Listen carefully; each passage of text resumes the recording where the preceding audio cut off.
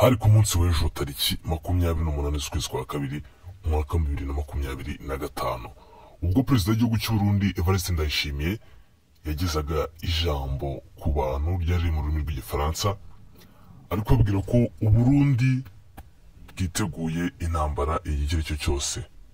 Ubwo byavugaga ahangaha avuga kuri Kongo ndetse avuga n'u Rwanda, avuga ko mu mwaka wa 2020 bahereye n'igihugu cy'u Rwanda bayoboka inzira y'ibiganiro kugeza n'ubu bikaba bitarakunda.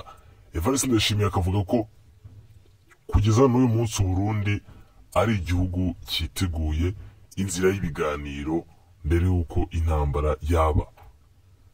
Perezida Evariste Ndayishimiye mu ijambo yavuze yakomeza avuga ko igihugu cy'u Burundi gifata ko mbere y'uko ibibazo cyangwa se mbere y'uko intambara iba haba habanje kubaho ibiganiro.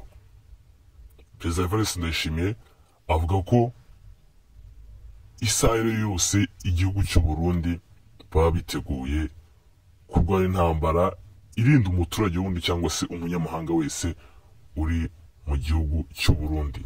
Perezida Evariste Ndayishimiye kandi yavuze ku kibazo cya Kongo ndetse n'ingabo z'igihugu cye ziri mu gihugu cya Kongo. Anga Evariste Ndayishimiye yavuze ko ingabo z'u Burundi ziri mu gihugu cya Kongo ku mpamvu y'amasezerano igihugu cya Kongo gifitanye n'igihugu cy'u Burundi. Urabizi ibihugu bijya bitabarana cyangwa se bisinya amasezerano bikavuga biti ninterwa uzantabara nanjye nuterwa nzagutabara. Niyo mpamvu Evariste Ndayishimiye yavuze ko ingabo z'u Burundi ziri mu gihugu cya Kongo mu buryo bwo kurwana cyangwa se kurwanya imitwe y'iterabwoba ihari cyangwa se abo yise ngo ni ingabo z'amahanga ziri mu gihugu cy'u Burundi zitatume ubwo nawe uri kuvuga muri kubumva. Perezida Evariste Ndayishimiye yakomeje kuvuga ko ingabo z'u Rwanda ziri mu gihugu cya Kongo ndetse ari nazo zifatanyije n'umutwe wa M23 ariko muri u Rwanda rukomeza kubihakana.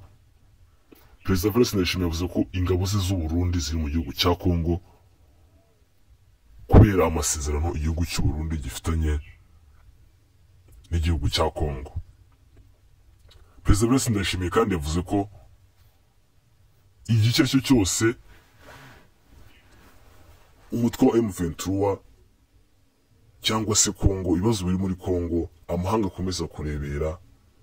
Yavuze ko igice cyose igihugu cya Kongo kigomba kuganira n'imitwe cyangwa se n'ibibazo biri muri Kongo kugira ngo bikemuke, nibo ubwabo bagomba kubyikemurira ariko bakagira aho bahera. Bino niva kandi ari we perezida w'igihugu cy'u Burundi Evariste Ndayishimiye yakomeje avuga ku kibazo cya Kongo, ari nawe yahise avuga ati burya iyo umuturanyi atewe cyangwa se iyo inzu y'umuturanyi iri kwaka yahiye ntabwo ugomba gusinzira. Ubwo avuga nka ku gihugu cy'u Burundi nyine abaturanyi be yavuga ku gihugu cya Kongo. Aravuga ati iyi nzu y'umuturanyi iri gushya ntabwo usinzira ku isaha yose, nawe iyo nkongi yafata inzu yawe. Ubwo ahangaha ibyo bari kuvuga umuntu wese bari kubyumva aba ari kuvuga ko u Rwanda ruzava muri Kongo rujya ku Burundi, ruzi kugeza no kubivuga ko u Rwanda rugiye kurigizaho gutera Kongo. Perezida Ndayishimiye akomeza ashinja igihugu cy'u Rwanda ko ibibazo biri muri Kongo u Rwanda rufite uruhare kandi murabizi ko u Rwanda rukomeza kubihakana.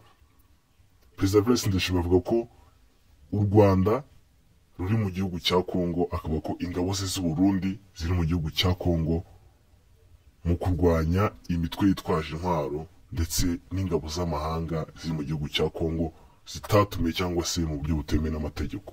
Ubwo ngo barimo bavuga ingabo z'u Rwanda akomeje kubishyigikira ko ingabo z'u Rwanda ziri mu gihugu cya Kongo. Ahangaha Evariste Ndayishimiye akomeje avuga ko ibibazo biri mu gihugu cya Kongo ntahanini nabwo bifitemo uruhare n'umutwe wa FDLR.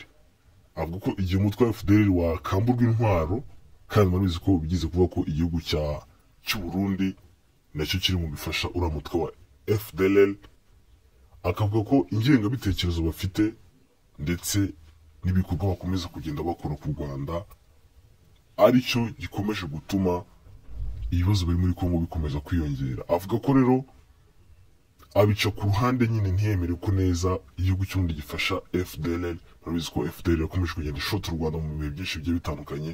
Murabizi nko muri Cogamu yabaye mu Rwanda, FDLR yakomeje kugenda isa n'iyataka u Rwanda ariko nyine umugambi wabo ntabwo waje kugenda neza nk'uko babipanze. Avuga ko rero Perezida Ndayishimiye avuga ko uyu mutwe wa FDL igihe wakamurwa intwaro ugacibwa intege, ndetse ibindi bibazo byose biri muri Kongo bisigaye byaca mu nzira y'ibiganiro bikarangira. Ariko igihe umutwe wa FDL ugikora ibi byose ngo bizagorana kuba byakemuka. Perezida Evariste Ndayishimiye mu magambo yakomeje avuga ati uko umunsi ugenda ushira ibibazo bidakemuka niko inzira karengane z'abaturage ba Kongo benshi bagenda bakomeza kubasiga ubuzima ndetse bagenda bava mu byabo.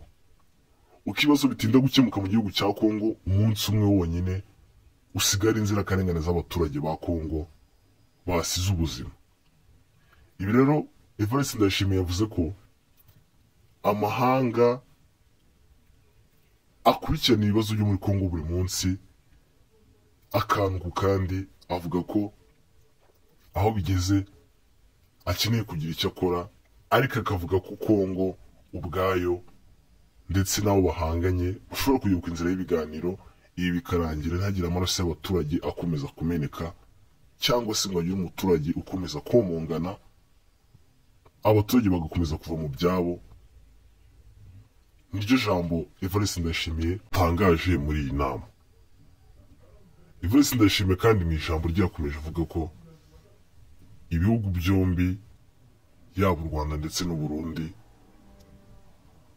bagomba kuyoboka inzira y'ibiganiro, cyangwa se bitakunda we avuga ko igihugu cy'u Burundi isaha n'isaha umuntu wagishotora cyangwa se undi muntu wagishoza y'intambara cyiteguye kurinda abarundi ndetse n'abanyamahanga bari mu gihugu cy'u Burundi. Ahangaha yavuga ko u Rwanda mwese bari kubyumva. Evariste Ndayishimiye yavuze ko kandi igihugu cya Kongo ibibazo biri kuberamo byose biterwa n'ingabo z'amahanga ubwanga barimo avuga u Rwanda, ndetse avuga ko umutwe wa M23 nk'uko watangaje ko u Rwanda uburenganzira bwabo, avuga ko witandukanyije n'ingabo z'u Rwanda, kuko we avuga ko umutwe wa M23 urimo ingabo z'u Rwanda, urimo igisirikare cy'u Rwanda. Avuga ko umutwe wa M23 ugiye ukaripotinga ko aba urimo bose ari abanyekongo nk'uko batangaje ko baharanira uburenganzira bwabo bw'abanyekongo, ukaripotinga ko abari muri M23 bose ari abakongomani. Aho ngaho ikibazo cyabo ngo kwa Tshisekedi cyakumvikana bakagira uko babikemura. Ariko kugeza n'ubu ngubu baracyari gushinja ko umutwe wa M23 urimo igisirikare cy'u Rwanda. Ubwo ubona Evariste Ndayishimiye ndetse na Tshisekedi bavuga, Tshisekedi we nubwo yemera ko M23 ari y'abakongomani, ahubwo bavuga ko ari abanyarwanda bari muri M23.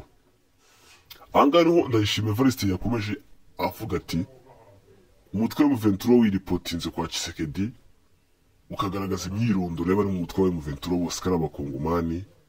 Ahangaha nibwo ikibazo cyabo cyakumvikana, bakaba bayoboka inzira y'ibiganiro, ubwo burenganzira bwabo bari gushaka bwaharanirwa, cyangwa se bakagirana amasezerano n'umutwe wa M23. Ikindi kandi imiryango mpuzamahanga yakomeje kwamagana uyu mutwe wa M23 uwubwira ati murekure uduce mwafashe musubire inyuma. Ariko nyuma yaho M23 yavuze ko igihugu cya Kongo cyarashe abaturage nyuma y'inama yabereye Bukavu, muri kubyibuka mwese ko hari abaye inama, leta ya Kongo ikarasa ibisasu mu baturage, bamwe bakarasika ubuzima, umubare mwinshi w'abaturage basize ubuzima. M23 kuvuga wese irahirira ko igiye kwihorera, ndetse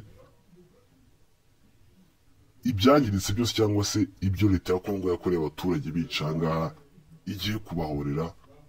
Rero ahangaha bakaba bavuga ko bikomeje kugorana cyane ku buryo leta ya Kongo ndetse na M23 bashobora guhuza. Mu gihe Tshisekedi we avuga ko nta biganiro akeneye, Ndayishimiye Evariste akavuga ati M23 rigenda yoboka inzira y'ibiganiro baganira na Tshisekedi. Ariko Tshisekedi murabizi ko yavuze ko nta nzira y'ibiganiro akeneye, icyo akeneye ngo gusubiza inyuma M23 akayikuraho. M23 nayo ikavuga ko ntiteze gusubira inyuma, ahubwo iri kwavansa. Nyuma yaho inama yabereye Bukavu y'abaturage ndetse na M23, M23 yatangaje ko igisirikare FARDC cya Kongo cyarashe ibisasu mu baturage gishaka kubica ndetse no guhitana ubuzima bw'inzirakarengane z'abaturage. Kana subscribe kuri Jano Update, izindi update tuzabereza mu kanya uko biza kugenda bikomeza guhinduka.